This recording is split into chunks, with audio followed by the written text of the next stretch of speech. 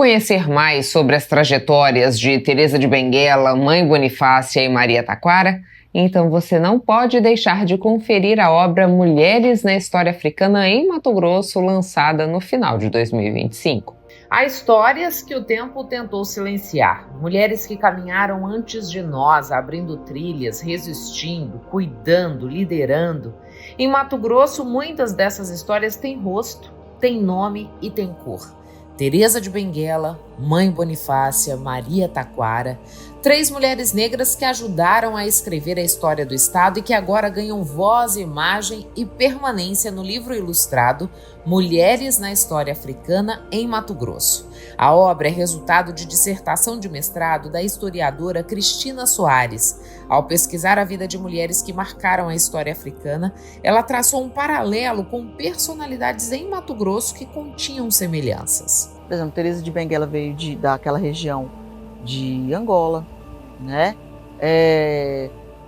Wangari Maathai, que veio do continente africano, então a gente já pode comparar a Wangari Maathai, que cuidava das plantas, com Mãe Bonifácia, que é também uma matriarca africana, né? Que trouxe para Mato Grosso todos esses cuidados ancestrais, todos esses cuidados com as plantas, ela trouxe também Mãe Bonifácia para Mato Grosso, né? Ela traz para a nossa história em Mato Grosso essa conexão com a África no sentido da religiosidade mesmo, né? Ela era uma mulher que curava as pessoas a partir daquilo que ela trouxe de conhecimento ancestral, né? Ela é o que hoje a gente pode pensar das figuras, né, das benzedeiras.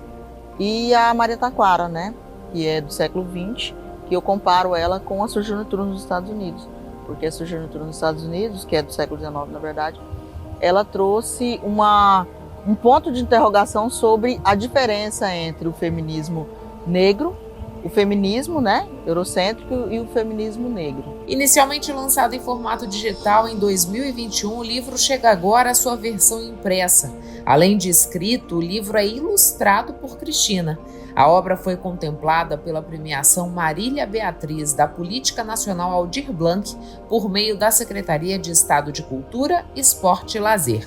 A intenção é fazer com que desde crianças até idosos possam assimilar o conteúdo da obra. Hoje tem mais pesquisa sobre Teresa de Benguela, então a gente encontra na academia. Mas Mãe Bonifácia, você não encontra quase nada de pesquisa, Maria Taquara menos ainda. Aí o que eu fui fazer? Eu fui fazer um processo arqueológico mesmo, sabe? De descoberta de fontes. E aí qual foi a minha fonte principal aqui? Primeiro, eu encontrei algumas fontes na internet, assim, com muita dificuldade. Eu tive que ir juntando, assim, como um quebra-cabeça, sabe? Eu tive que ir juntando aqui, juntando ali os quebra-cabeças de reportagens que já existiam sobre essas mulheres. Algumas coisas faziam sentido, outras não. E fui fazendo o quê? Um paralelo entre essas reportagens, outras fontes que eu fui encontrando, pesquisas acadêmicas, com os relatos orais. Então, por exemplo, Mãe Bonifácia e Maria Taquara tem muito de relato oral. E aí o que eu pensei? Para a gente escrever sobre a nossa história, e principalmente a nossa história africana, a gente tem que lançar a mão da oralidade.